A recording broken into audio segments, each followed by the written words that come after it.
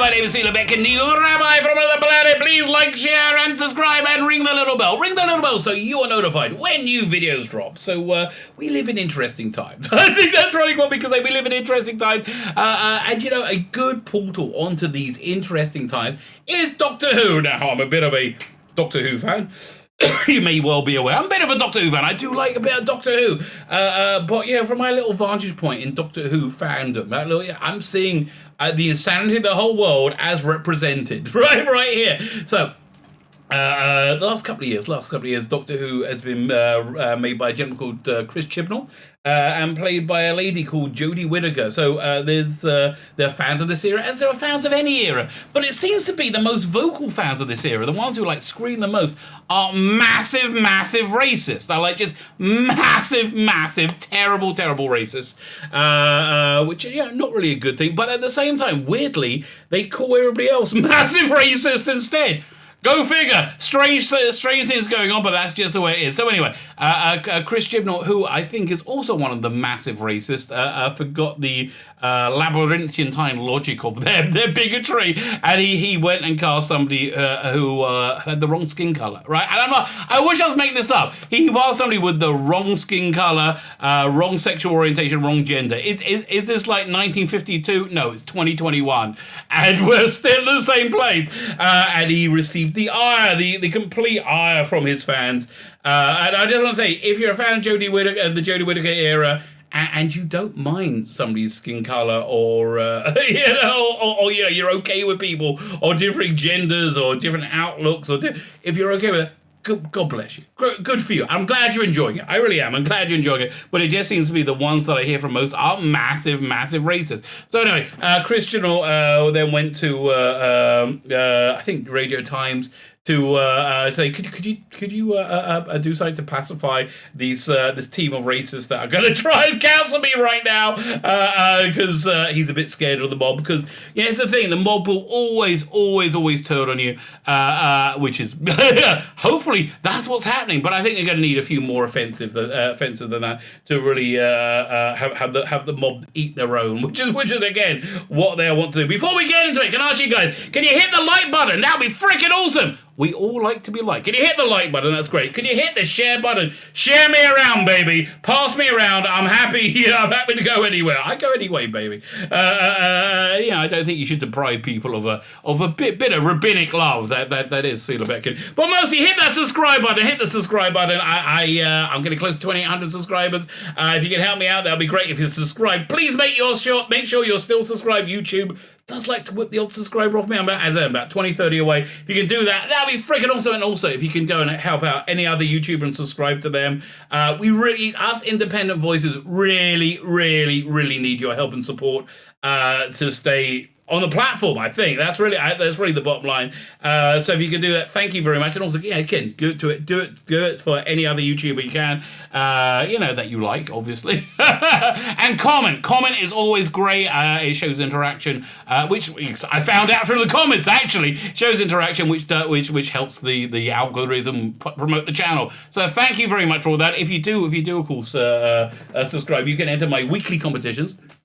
The prize this week is Judge Dredd, Brothers in Blood. This really stonking great graphic novel. Judge Dredd and family. You get to meet Judge Dredd, get to meet his clone brother. Not the first one, but the second one, the ninth clone brother. And more of an extended family. I kind of like all that stuff, by the way. I like the adding a bit of depth and texture to the Dreadverse. All you need to do to win it is subscribe to the channel. The reason I do the competition, subscribe to the channel, and in the comments leave the hashtag Judge Rika. Judge Rika. The prize draw will be on Tuesday, I believe Tuesday, February 9th.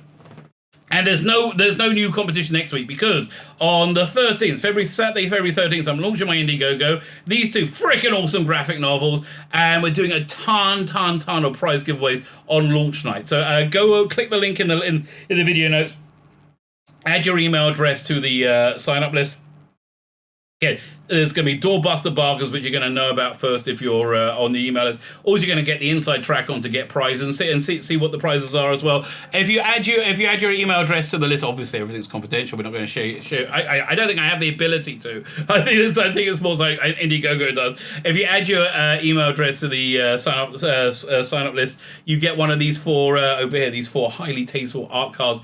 Absolutely free with any purchase, or you get a fifth chaser one if you buy the package where you get both graphic novels. Fine, let's look at the insane racists that are running and watching Doctor Who now, because I think insane racists is pretty much the only way we can describe it. So anyway, Chris Chiball says John Bishop brings a different flavour to Doctor Who. No, he doesn't. He doesn't bring a fresh flavour to Doctor Who, a different flavour. He brings exactly the same flavour that Jess left in the form of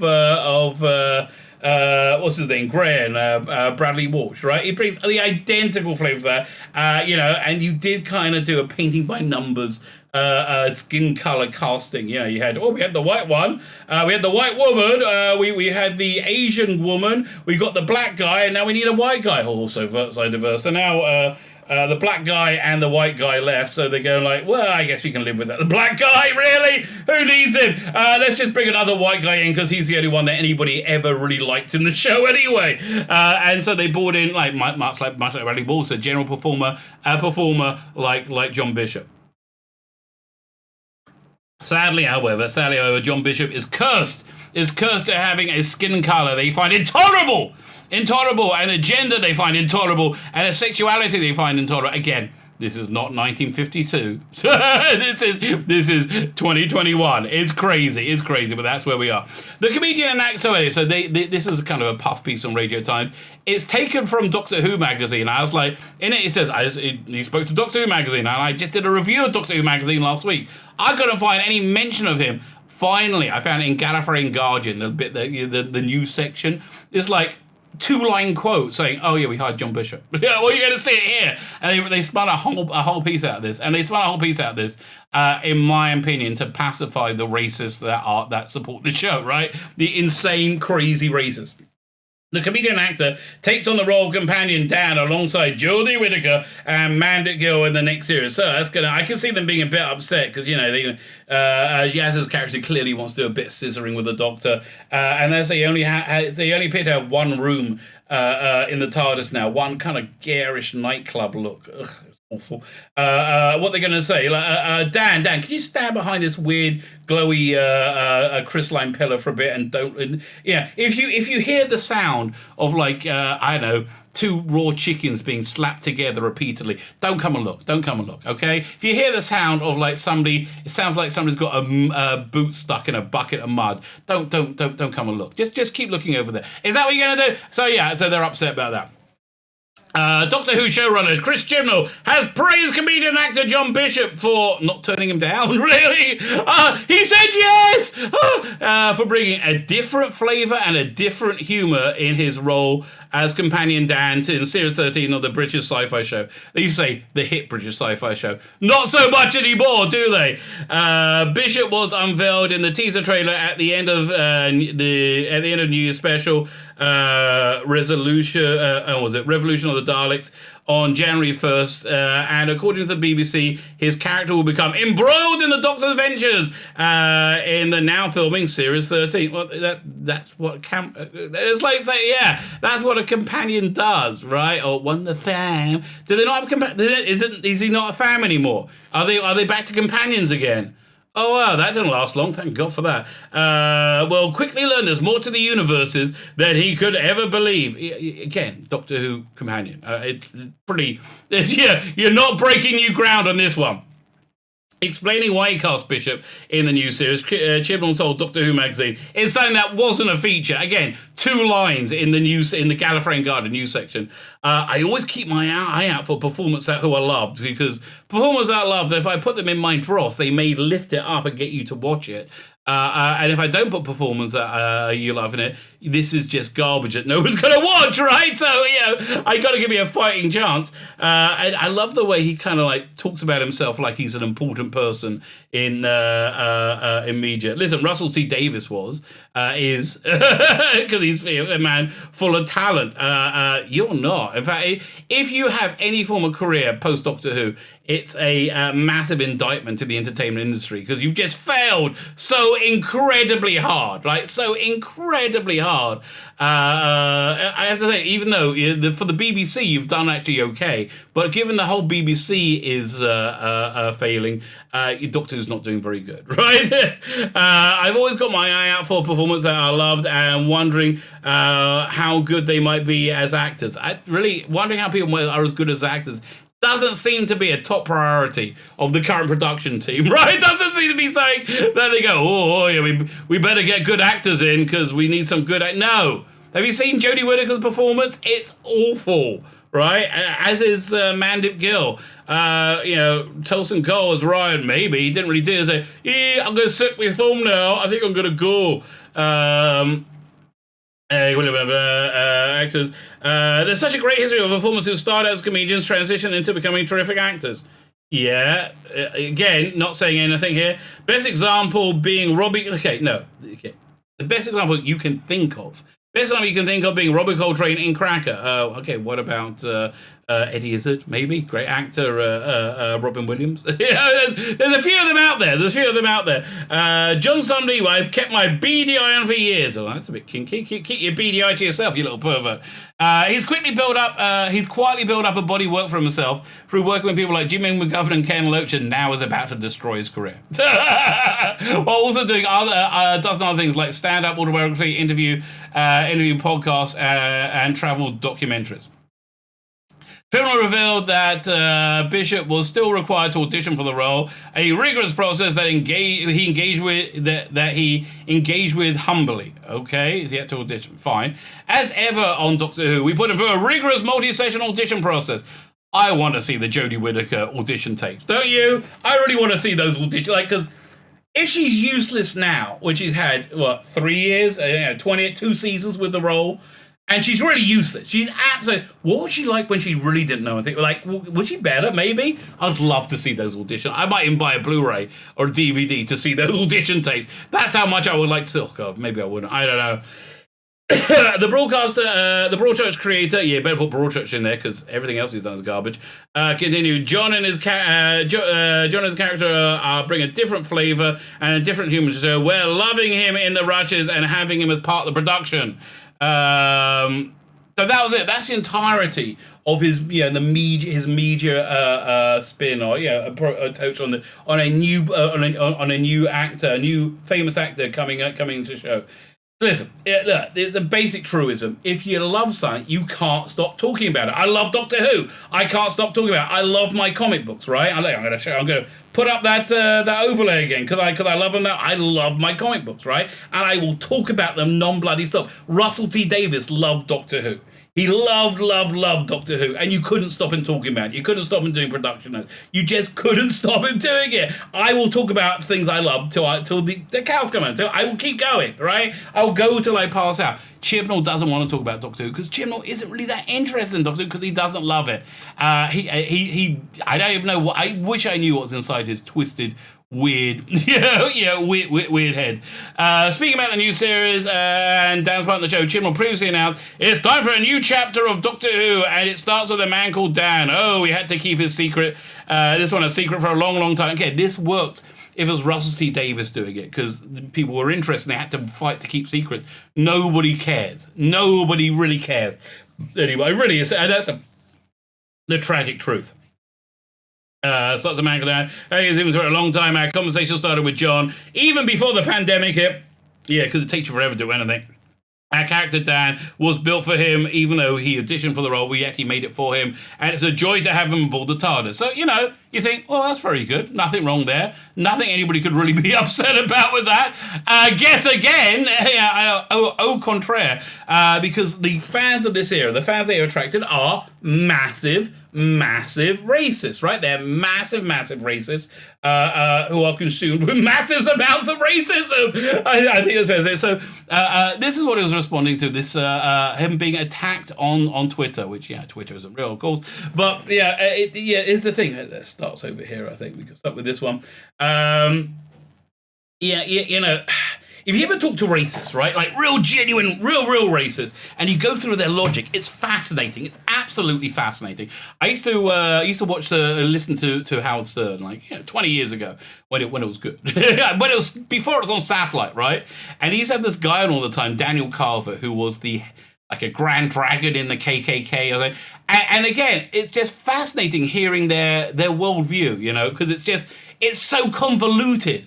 So, he had this thing like, firstly, his wife had this weird collection of little glass doll figurines of black people, right? Which is, if you don't like black people, I don't understand.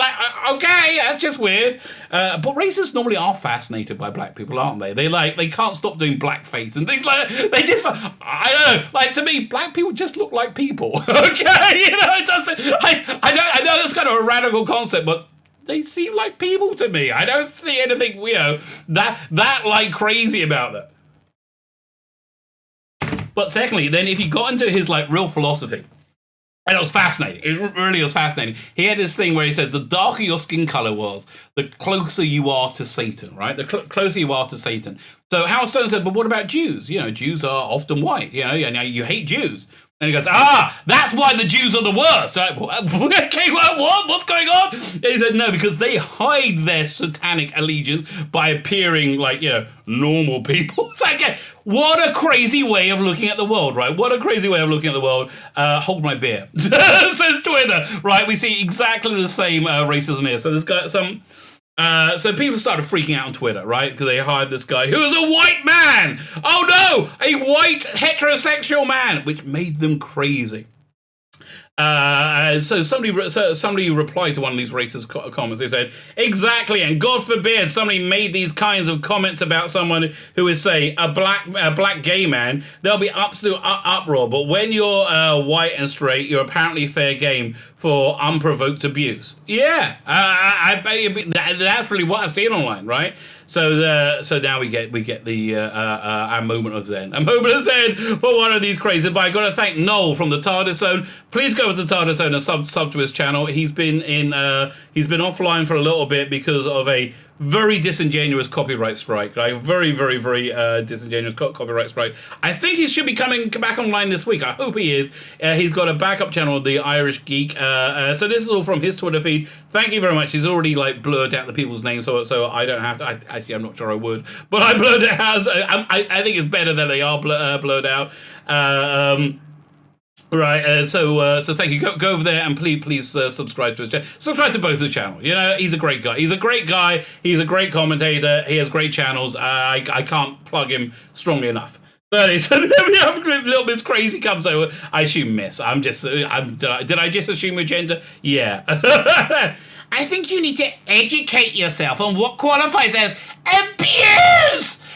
Because a few fan accounts, most of which are teens. So this is a real problem with social media, especially with Twitter, right? Used to be that idiot children wouldn't interact with adults who know better than them, right? Idiot children who are who see things in a very black and white, stupid way, because they're idiot children, right? That's what idiot children are like. And there's nothing. I was an idiot child. Everyone was an idiot child. The only people who don't understand the idiot children are the idiot children. But beforehand, before social media, before Twitter, we wouldn't interact with each other, and certainly they wouldn't feel in any way on a level playing field, right? Normally you need to be able to pay your own mortgage or rent to do that, but no.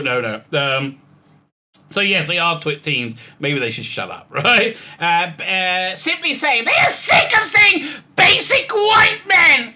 That's abuse. It that actually does mean that's racial abuse, right? Saying I'm sick of seeing basic black men. I'm sick of seeing basic Asian men. That's racist, right? That's crazily racist. That is crazily racist. And anybody saying that is a racist.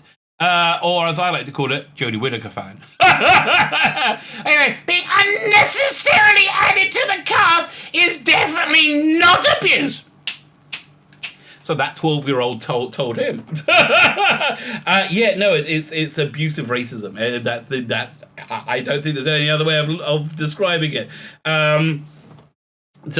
But if they didn't really get the idea through to you yet that this person is completely crazy, a completely crazy racist, indistinguishable from Daniel Carver and his family from the KKK, there is not one episode of Doctor Who where a white man hasn't been in a main role.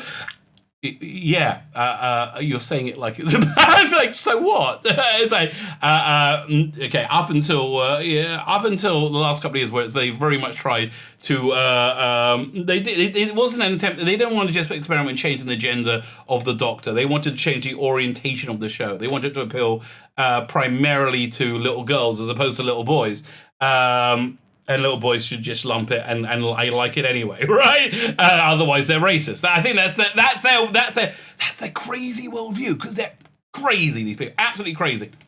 So yes. Normally, television, when it works best, reflects the society from which it comes from and which it's trying to entertain. The society it comes from is predominantly white. It's still predominantly white and heterosexual. None of these things are bad things, right? Just as being not white and not heterosexual, I don't think anybody in their right mind would say, "Oh no, we can't have that. No, I'm not." What do they say? I'm Father Ted. I like down with that sort of thing. No, nobody does that. Can you say the same for women? They're like, no, we can't, because again. Not a girl show. At least it wasn't. In fact, it was a much more. They had a much stronger female viewership in the Russell T Davies to Stephen Moffat years. That's the one they had the strongest female viewership. I think you've got a weaker female viewership now. Mostly because the viewership is one of the lowest it's ever been. Secondly, because the people who view the show, who may have been born women, don't really identify as women. They're like, I'm a zir, she what? I don't know. So it's got one of the lowest I think viewerships of women ever, because it's garbage. It's garbage. It's more concerned with identity than entertainment, which is never really a good thing. Black people of color. Aren't black people also people of color? PSA. I don't know. Okay, I'm not up on my youth racist speak.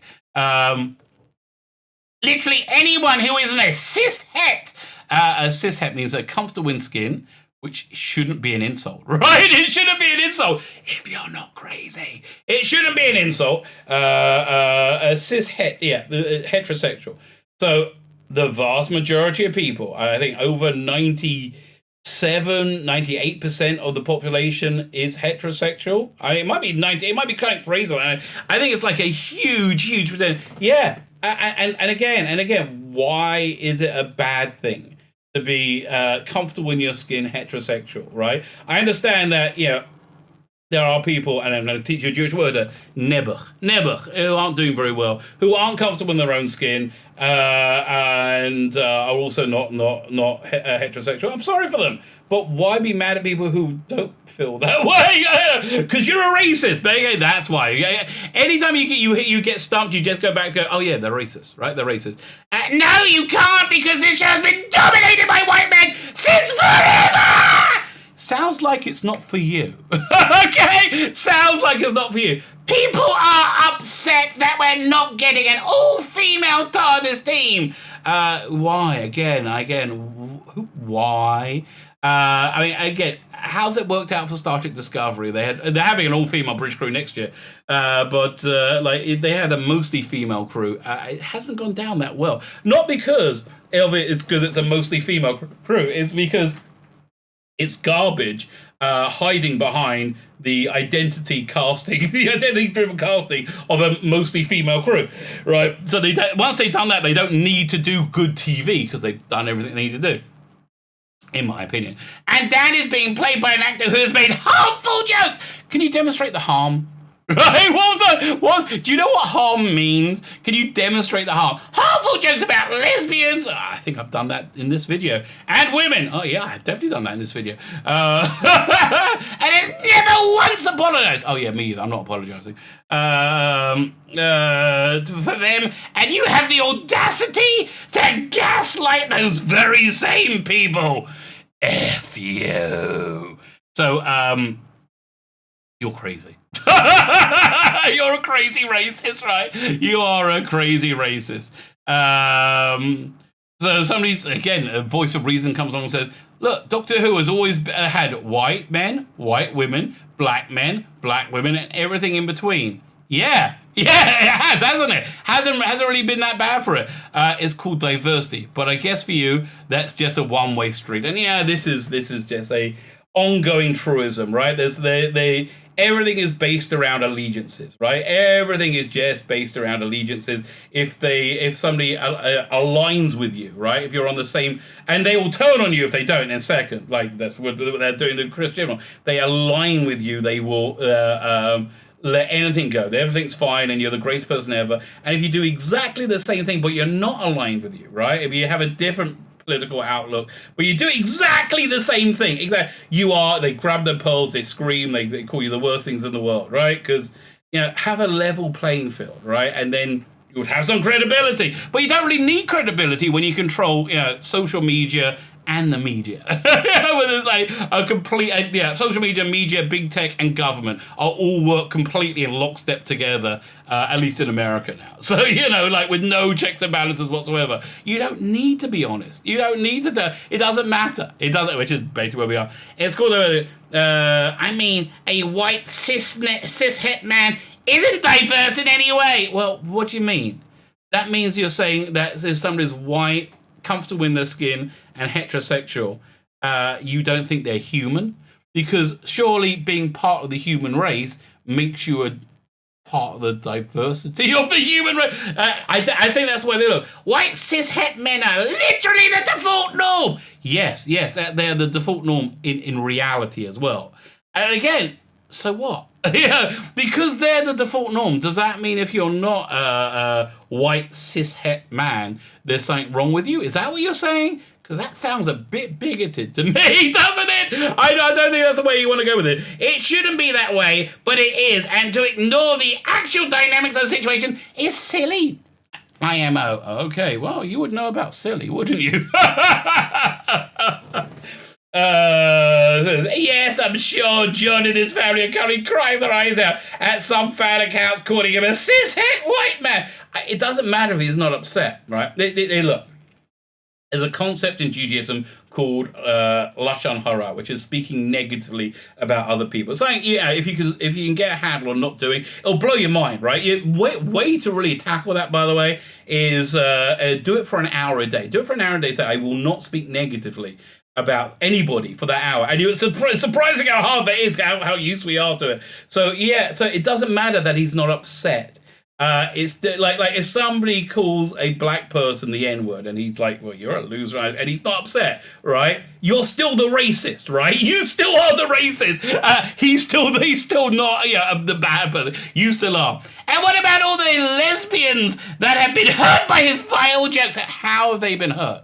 Can you demonstrate the damage, right? Demonstrate the damage. I don't think you can. And they are not allowed to express their disappointment and feelings about it. You can express your disappointment and feelings. So this is where we're going to end. Yeah, this is another example of the thing that just blights this entire racist group of people, is that they are they will have, again, one rule for you and another rule for them. So they have this Twitter account, not my whatever, right? I mean, if you know it, you freaking know. I don't want to promote them. And yeah, basically they spend their days. I love being on them. I love because they are so funny. These children, they're so funny. They don't realize how funny. And you just saw how funny they are. They are so funny. But they all pick a post where somebody says, I didn't like the episode of Doctor Who. And they go, and you'll see them all cut, and it's hilarious, right? Absolutely, absolutely hilarious. And then when everybody says, "What the hell are you doing?" He says, "We're just calling out your bad behaviour." So I'm going to say the same thing.